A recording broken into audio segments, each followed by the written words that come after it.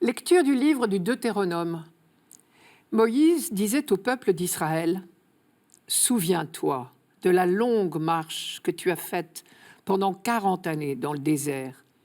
Le Seigneur, ton Dieu, te l'a imposé pour te faire passer par la pauvreté. Il voulait t'éprouver et savoir ce que tu as dans le cœur. Allais-tu garder ses commandements, oui ou non ? Il t'a fait passer par la pauvreté. Il t'a fait sentir la faim. Et il t'a donné à manger la manne, cette nourriture que ni toi ni tes pères n'aviez connue, pour que tu saches que l'homme ne vit pas seulement de pain, mais de tout ce qui vient de la bouche du Seigneur. N'oublie pas le Seigneur, ton Dieu, qui t'a fait sortir du pays d'Égypte, de la maison d'esclavage. C'est lui qui t'a fait traverser ce désert, vaste et terrifiant, pays des serpents brûlants et des scorpions, pays de la sécheresse et de la soif. C'est lui qui, pour toi, a fait jaillir l'eau de la roche la plus dure. C'est lui qui, dans le désert, t'a donné la manne, cette nourriture inconnue de tes pères. Souviens-toi de la longue marche que tu as faite pendant 40 années dans le désert. Il s'agit de l'Exode, bien sûr. Moïse rappelle ici toutes les épreuves de cette longue traversée et de la vie au désert.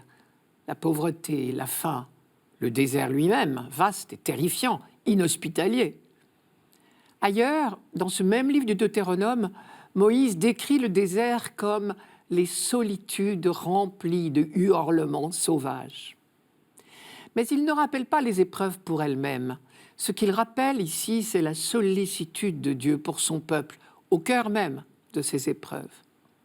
Et plus que tout le reste, l'expérience la plus marquante du désert, c'est l'alliance conclue au Sinaï.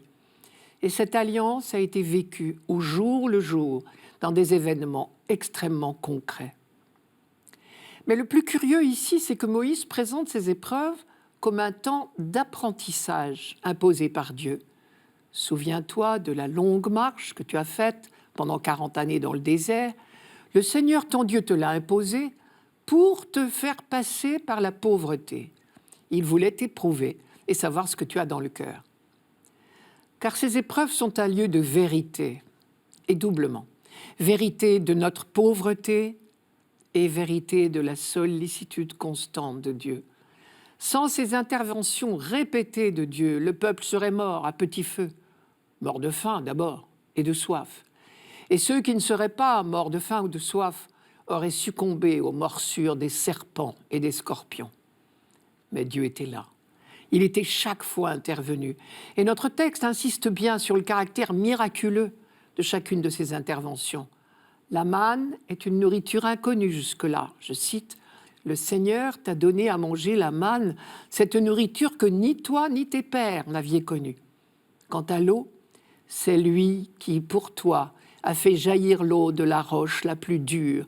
C'est lui qui t'a fait traverser, sous-entendu sain et sauf, ce désert vaste et terrifiant, pays des serpents brûlants et des scorpions, pays de la sécheresse et de la soif. » Et tout cela, donc, était, aux yeux de Moïse, une pédagogie de Dieu.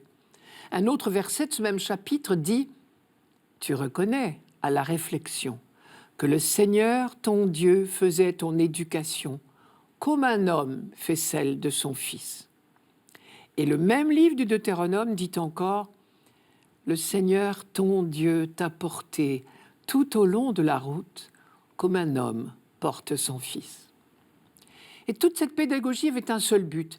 Il fallait qu'on acquiert le réflexe de dire « c'est lui ». N'oublie pas le Seigneur, ton Dieu, qui t'a fait sortir du pays d'Égypte, de la maison d'esclavage.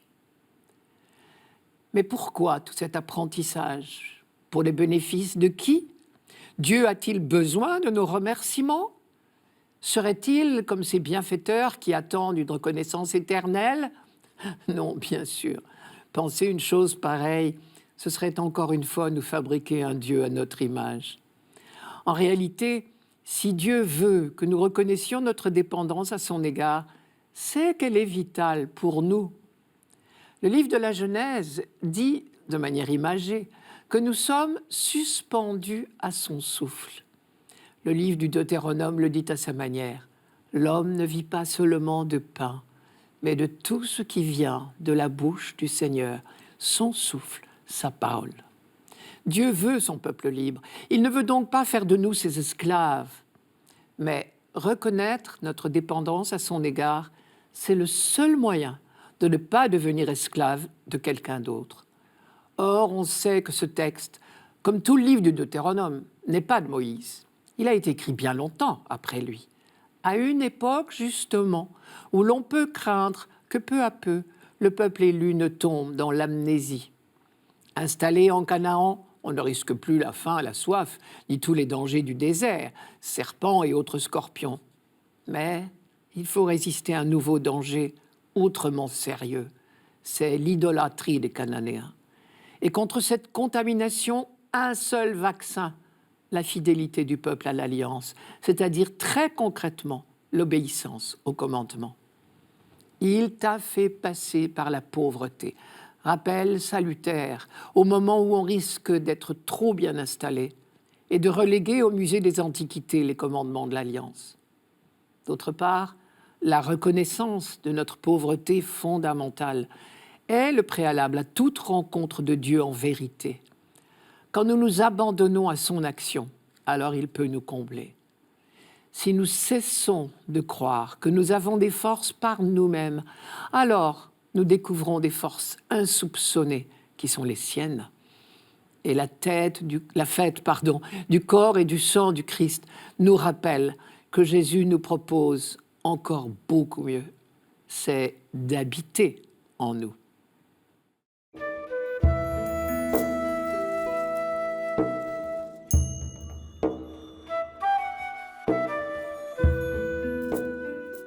Psaume 147. Glorifie le Seigneur, Jérusalem. Célèbre ton Dieu, ô Sion. Il a consolidé les barres de tes portes. Dans tes murs, il a béni tes enfants. Il fait régner la paix à tes frontières et d'un pain de froment te rassasie. Il envoie sa parole sur la terre, Rabit, son verbe la parcourt. Il révèle sa parole à Jacob, ses volontés et ses lois à Israël. Pas un peuple qui l'ait ainsi traité. Nul autre n'a connu ses volontés. Glorifie le Seigneur, Jérusalem. Célèbre ton Dieu au Sion. Il faut entendre le parallélisme. Sion, Jérusalem, c'est la même chose. Et d'ailleurs, quand on parle de Sion ou de Jérusalem, ici, plutôt que de la ville, il s'agit des habitants, c'est-à-dire du peuple d'Israël en définitive. Je reviens à cette phrase, « Glorifie le Seigneur Jérusalem ». Il est facile de la dater. Nous sommes au retour de l'exil à Babylone, et donc à la fin du VIe siècle avant Jésus-Christ. Il a fallu reconstruire la ville et redresser le temple. Sans l'aide de Dieu, rien de tout cela n'aurait été possible. Il a consolidé les barres de tes portes. Dans le psaume précédent, Dieu est appelé le bâtisseur de Jérusalem et le rassembleur des dispersés d'Israël. Mais ce n'est pas seulement un travail d'architecte que Dieu a fait. Ce retour au pays est une véritable restauration du peuple. Une vie nouvelle va commencer, une vie dans la paix et la sécurité. Il fait régner la paix à tes frontières et d'un pain de froment te rassasie. En exil, on a mangé le pain des larmes, le pain d'amertume. Le retour au pays, c'est le temps de l'abondance, le pain de froment qui rassasie. Le deuxième accent très fort de ce psaume, c'est la conscience aiguë du privilège que représente l'élection d'Israël. Pas un peuple qui l'ait ainsi traité, nul autre n'a connu ses volontés. Voici ce qu'en dit le livre du Deutéronome. Tu es un peuple consacré au Seigneur ton Dieu. C'est toi qui l'as choisi pour être son peuple, son domaine particulier parmi tous les peuples de la terre. C'est uniquement à tes pères que le Seigneur ton Dieu s'est attaché par amour. Après eux, entre tous les peuples, c'est leur descendance qu'il a choisie, ce qu'il fait encore aujourd'hui avec vous. Il s'agit d'un choix libre et inexpliqué de Dieu, un choix dont on ne cesse de s'émerveiller et de rendre grâce. Voici un autre passage du livre du Deutéronome. Interroge donc les temps anciens qui t'ont précédé, depuis le jour où Dieu créa l'homme sur la terre. D'un bout du monde à l'autre, est-il arrivé quelque chose d'aussi grand? A-t-on jamais connu rien de pareil? Est-il un peuple qui ait entendu comme toi la voix de Dieu parlant du milieu du feu et qui soit resté en vie? Est-il un Dieu qui ait entrepris de se choisir une nation, de venir la prendre au milieu d'une autre, à travers des épreuves, des signes, des prodiges et des combats, à main forte et à bras étendus, et par des exploits terrifiants, comme tu as vu le Seigneur, ton Dieu, le faire pour toi en Égypte? À toi, il t'a été donné de voir tout cela, pour que tu saches que c'est le Seigneur qui est Dieu, il n'y en a pas d'autre. Du haut du ciel, il t'a fait entendre sa voix pour t'instruire.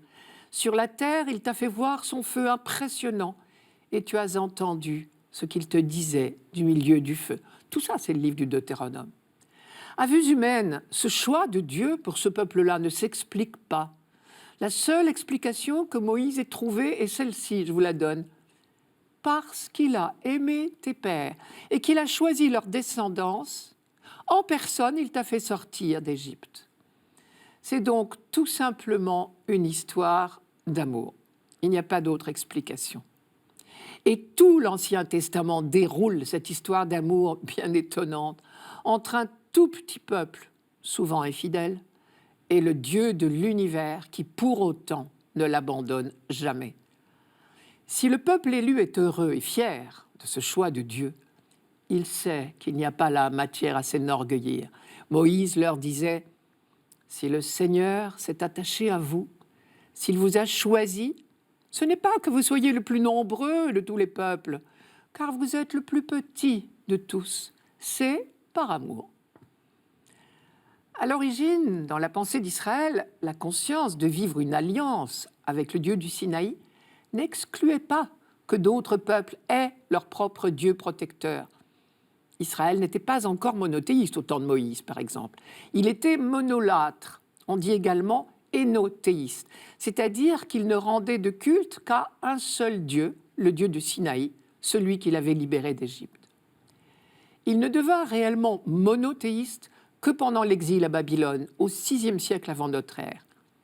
Ce fut alors un nouveau saut dans la foi, la découverte de l'universalisme. Si Dieu était le Dieu unique, alors il était également celui de tous les peuples. L'élection d'Israël n'était pas dénoncée pour autant, et l'on trouve sous la plume du prophète Isaïe des phrases magnifiques dans ce sens-là.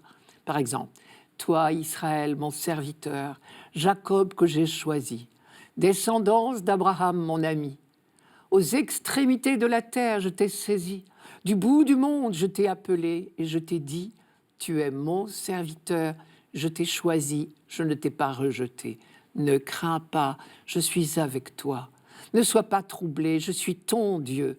Je t'affermis, oui, je t'aide, je te soutiens de ma main victorieuse. » Isaïe chapitre 41. Et c'est le même Isaïe, à la même époque, qui sut faire comprendre à ses contemporains que cette élection prenait désormais un autre visage, celui d'une vocation au service des autres peuples. Être auprès d'eux le témoin du Dieu unique.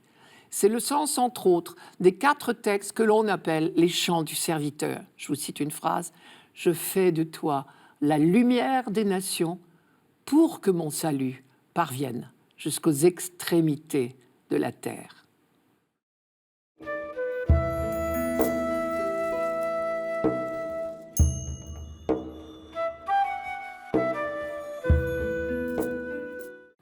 Lecture de la première lettre de saint Paul apôtre aux Corinthiens. Frères, la coupe de bénédiction que nous bénissons n'est-elle pas communion au sang du Christ? Le pain que nous rompons n'est-il pas communion au corps du Christ?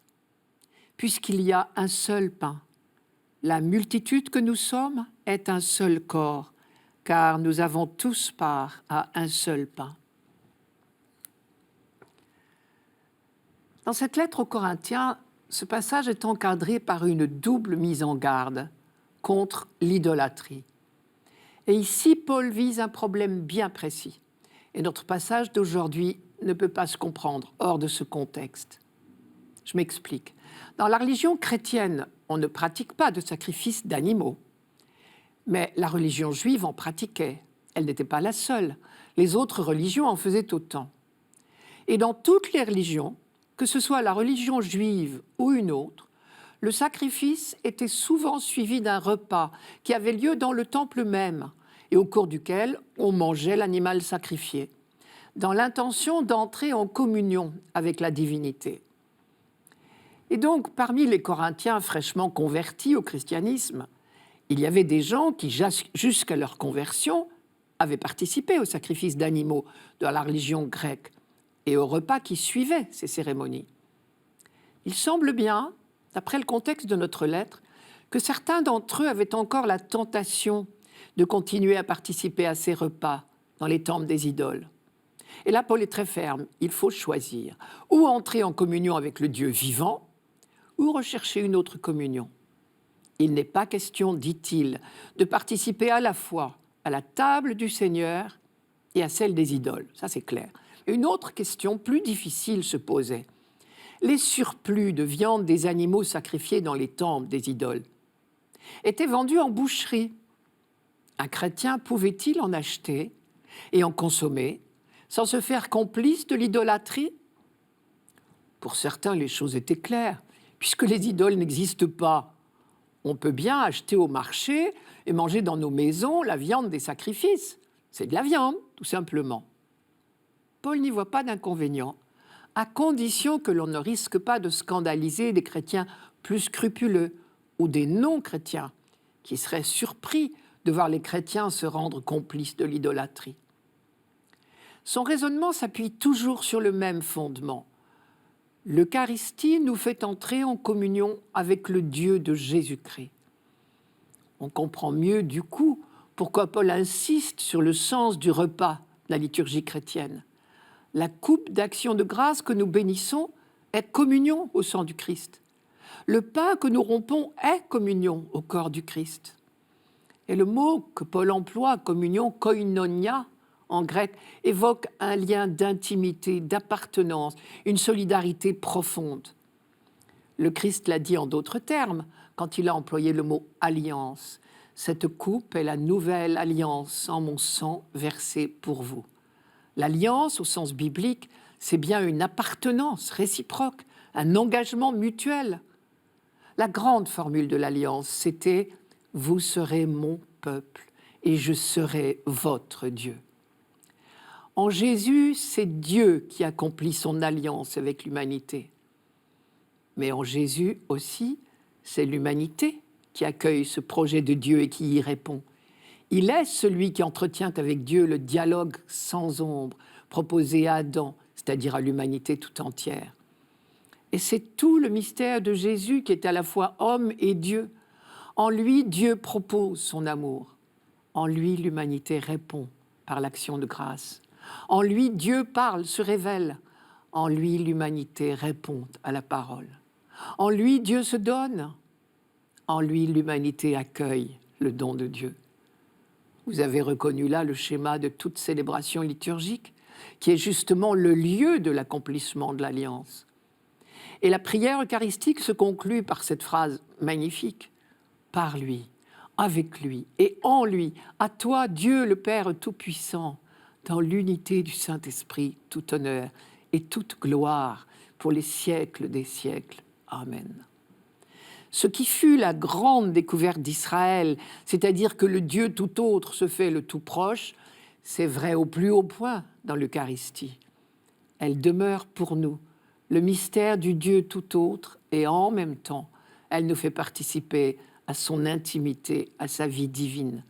Ce n'est pas l'homme qui atteint Dieu, mais c'est Dieu qui se fait proche. L'Eucharistie est donc repas de communion, comme toutes les religions en connaissaient. Mais c'est le sacrifice lui-même qui a changé. Le sacrifice que Dieu attend, ce n'est pas l'égorgement d'un animal, c'est le don de nos vies. Comme le disait déjà le psaume 39, Tu ne voulais ni offrande ni sacrifice. Tu ne voulais ni holocauste ni victime. Alors j'ai dit, voici, je viens. C'est ce qu'a fait le Christ. Sa vie tout entière a été offerte et mise au service de ses frères. Et quand nous participons au repas de communion de l'Eucharistie, nous unissons nos vies à la sienne pour les offrir au Père. Cela va très loin. Paul ose dire que nous faisons partie du même corps que le Christ. Le pain que nous rompons est communion au corps du Christ.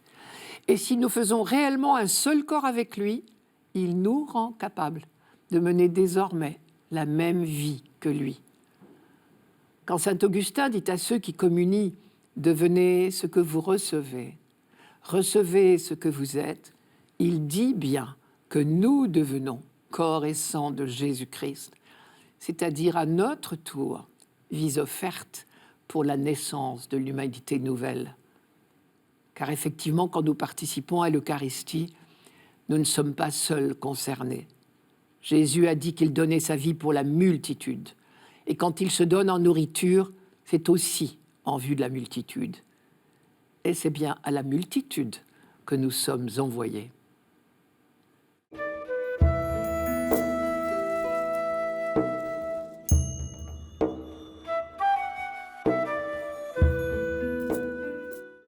Évangile de Jésus-Christ selon saint Jean. En ce temps-là, Jésus disait aux foules des Juifs, « Moi, je suis le pain vivant qui est descendu du ciel. Si quelqu'un mange de ce pain, il vivra éternellement.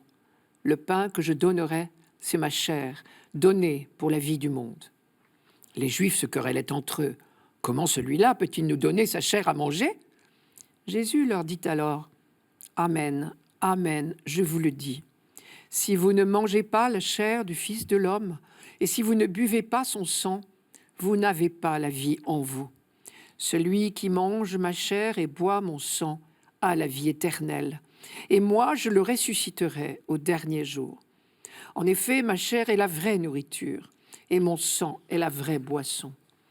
Celui qui mange ma chair et boit mon sang demeure en moi, et moi je demeure en lui.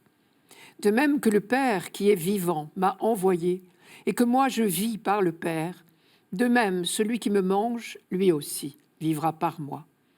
Tel est le pain qui est descendu du ciel. Il n'est pas comme celui que les pères ont mangé. Eux, ils sont morts. Celui qui mange ce pain vivra éternellement. Le mot qui revient le plus souvent dans ce texte, c'est la vie. Le pain que je donnerai, c'est ma chair, c'est-à-dire ma vie, donnée pour que le monde ait la vie. La lettre aux Hébreux le dit bien. En entrant dans le monde, le Christ dit « Voici, je suis venu faire ta volonté. » Et la volonté de Dieu, on le sait, c'est que le monde ait la vie. Vie donnée, pain donné, tout est cadeau. Isaïe l'avait déjà annoncé, je cite, « Ô vous qui êtes assoiffés, venez vers les eaux. Même celui qui n'a pas d'argent, venez. Demandez du grain et mangez.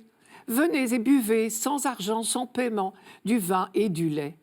À quoi bon dépenser votre argent pour ce qui ne nourrit pas, votre labeur pour ce qui ne rassasie pas? Écoutez donc, écoutez-moi et mangez ce qui est bon. Que vous trouviez votre jouissance dans des mets savoureux. Tendez l'oreille, venez vers moi, écoutez et vous vivrez. C'est Isaïe au chapitre 55. Et ce qui nous fait vivre, c'est le don de la vie du Christ, ce que nous appelons son sacrifice. Mais il ne faudrait pas nous méprendre sur le sens du mot sacrifice. Tout au long de l'histoire biblique, on a assisté à une transformation, une véritable conversion de la notion de sacrifice. Je vous la rappelle. On peut déceler plusieurs étapes dans cette pédagogie qui a pris des siècles.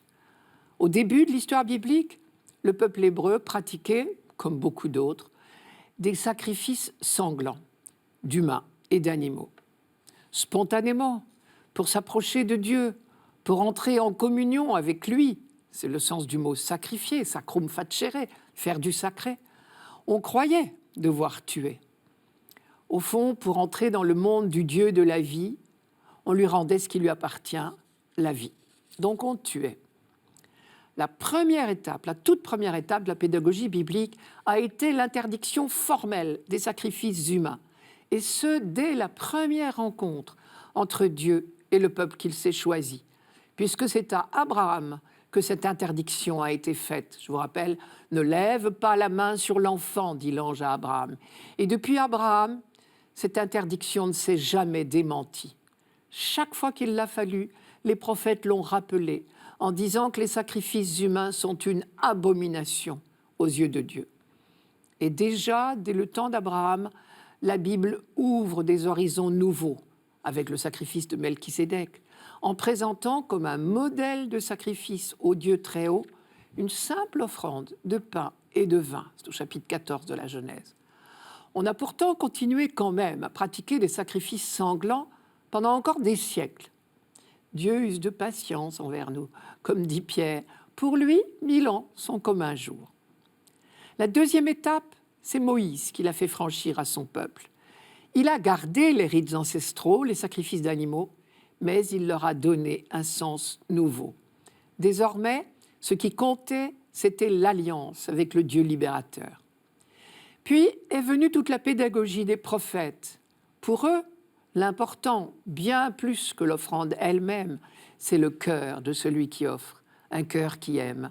Et les prophètes n'ont pas de mots trop sévères pour ceux qui maltraitent leurs frères et se présentent devant Dieu les mains chargées d'offrandes. Vos mains sont pleines de sang, dit Isaïe. Sous-entendu, le sang des animaux sacrifiés ne cache pas aux yeux de Dieu le sang de vos frères maltraités. Et osez à cette phrase superbe que Jésus lui-même a rappelée. C'est la miséricorde que je veux, dit Dieu, et non les sacrifices.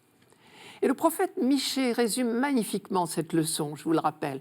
On t'a fait savoir, ô homme, ce qui est bien, ce que le Seigneur réclame de toi. Rien d'autre que de respecter le droit et la justice et de marcher humblement avec ton Dieu. Et l'étape finale de cette pédagogie, ce sont les fameux chants du serviteur du 2e Isaïe, au 6e siècle. À travers ces 4 textes, on découvre ce qu'est le véritable sacrifice que Dieu attend de nous. Sacrifier, faire du sacré, entrer en communion avec le Dieu de la vie, ce n'est pas tuer, c'est faire vivre les autres, c'est-à-dire mettre nos vies au service de nos frères. Et le Nouveau Testament présente souvent Jésus comme ce serviteur annoncé par Isaïe. Sa vie est donnée tout entière pour les hommes. Elle est le sacrifice parfait, tel que la Bible a essayé de l'inculquer à l'humanité. Le pain que je donnerai, c'est ma chair donnée pour que le monde ait la vie. Et désormais, dans la vie donnée du Christ, nous accueillons la vie même de Dieu. De même que le Père qui est vivant m'a envoyé, et que moi je vis par le Père, de même aussi celui qui me mangera vivra par moi.